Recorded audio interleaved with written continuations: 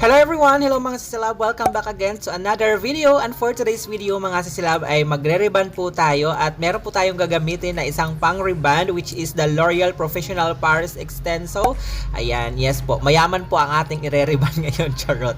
As you can see po, ang buhok ng ating client is meron po siyang wavy doon sa upper part at yung the rest ay straight pa naman po. Kung matatandaan nyo po mga sisilab, ito po ay na-reband ko noong July 1st week na ginamitan ko po ng Matrix na pang reband.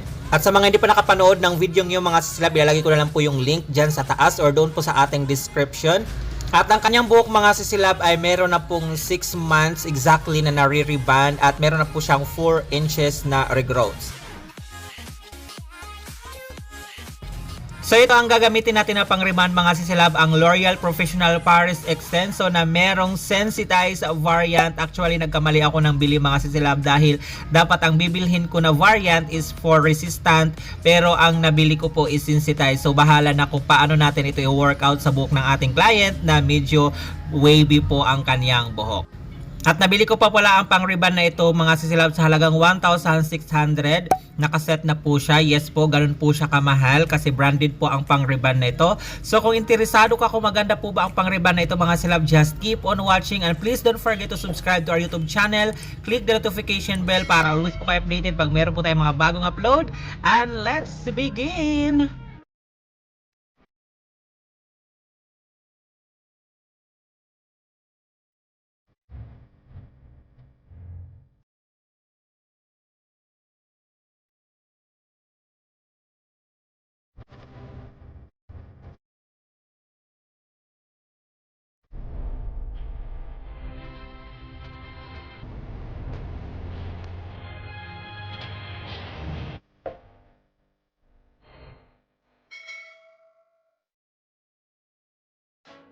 Alright mga sisilab, so mag-i-start na po tayo sa ating pagre-reband. Pagkatapos natin ma-analyze ang buhok ng ating client, syempre i-prepare na po natin ang ating mga gagamitin. Nandyan po ang ating non-metallic bowl na paglalagyan natin ng gamot, ang ating applicator, and of course ang ating gagamitin na pang-reband which is the L'Oreal Extenso.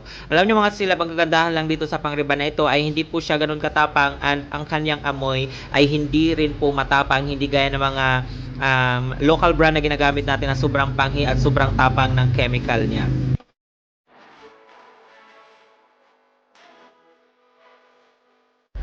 So mag-start na po tayo ngayon sa ating pag-apply mga sisilab. Since ang buhok ng ating client ay meron pong 4 inches na regrowth part, so doon po muna tayo mag-focus ngayon sa ating pag-apply. At kahit na ito po ay hindi masyadong matapang mga sisilab na gamot, kinakailangan pa rin po natin na hindi siya isagad sa anit para makaiwas po tayo sa scalp problem. At kung saan lang po banda yung tinubuan ng buhok ng ating client, doon lang po tayo maglalagay ng gamot.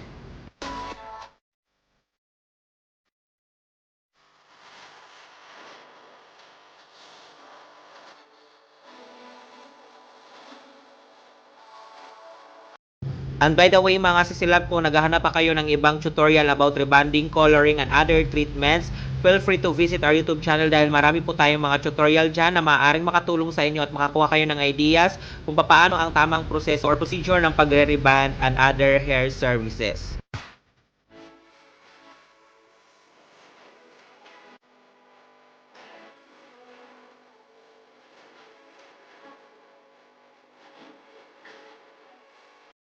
Sa pag-apply ng rebonding cream 1 mga sisilab, make sure na malalagyan lahat ng parts ng buhok para even po ang pagkakaluto nito at makaiwas po tayo sa pagkakabakjab.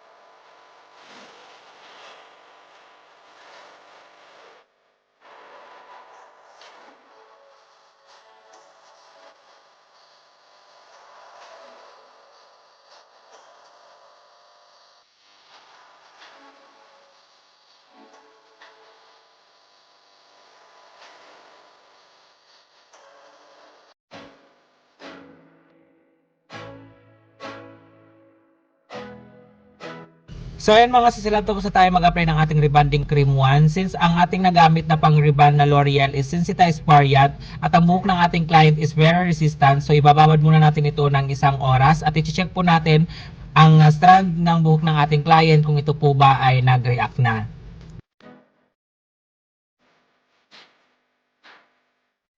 So ayan mga silab, after 1 hour na babad at na-check ko na rin yung buhok niya, napansin ko na hindi pa nag-react ang kanyang buhok, kaya reapply ulit ako ng gamot at binabad ko ulit siya ng 1 pang oras. Bali 2 oras ko po siya dito na ibabad bago ko siya nabanlawan dahil ang hirap po talagang tablan ng buhok niya gamit ang pang-rebond na ito or gamit ang variant na ito ng L'Oreal, which is the sensitized variant nga po mga sisilaw.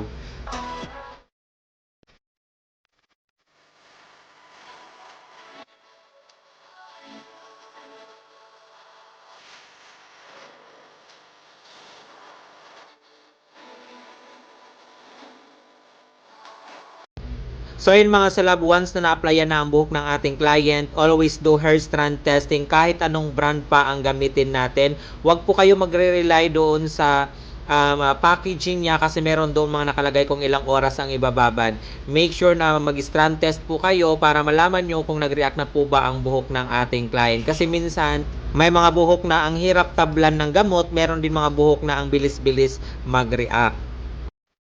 At laging pakakatandaan mga sisilab na ang kamay at mata natin ang siyang magsisilbing orasan sa kahit anumang services na gagawin natin sa buhok ng ating mga client.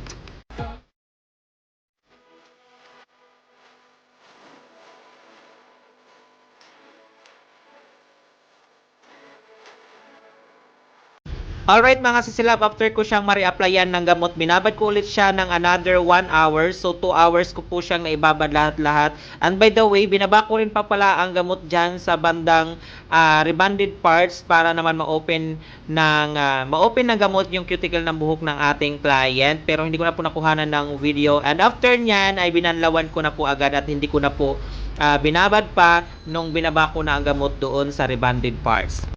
Then, binanlawan lang siya mga silab ng tubig, walang shampoo and conditioner. Pure tubig lamang po mga silab. So, ito na po ang kanyang hitsura.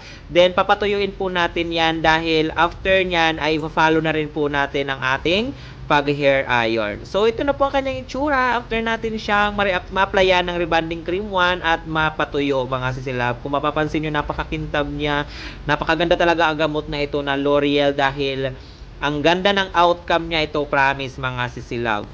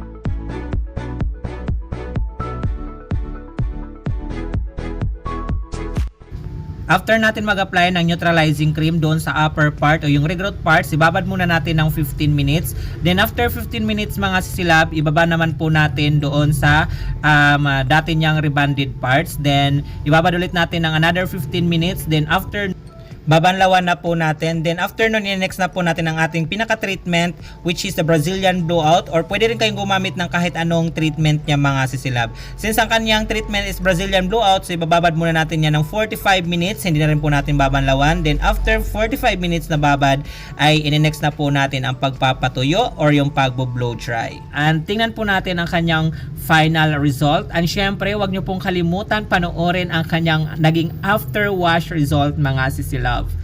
And bago matapos ang video ito mga silab, gusto ko lang magpasalamat sa aking palalabs na si Bisayang Pobre for always trusting my work or services.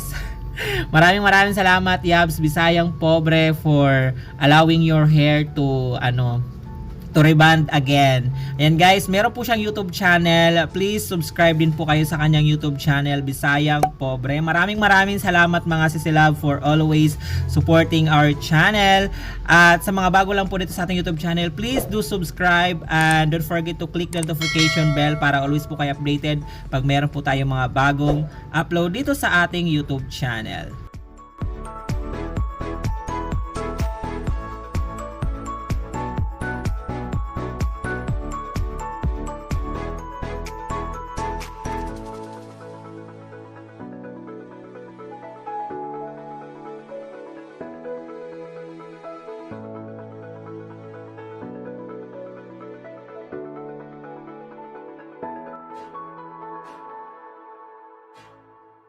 So ito na ang kaniyang result mga sisilab after natin mapatuyo ang Brazilian blowout. Syempre ang ating reband, kung makikita nyo, napaka-smooth, napaka-silky ng kaniyang buhok mga sisilab na ginamitan natin ng L'Oreal na pang reband. So what do you think mga sisilab? Comment below. At kung naka-experience na kayo, nakagamit na kayo sa pang reband na ito, ano po ang inyong naging experience? Ayan, i-share nyo naman po dyan sa ating comment section. So after nyan mga silab, papadaanan natin ng panghuling plancha.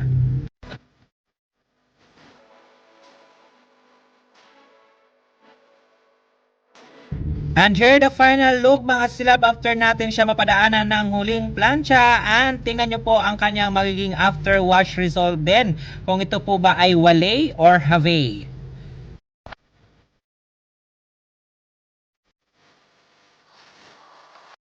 Thank you so much mga sisilab for watching, and this is Shading saying have a great hair day always mga sisilab until next video. Bye!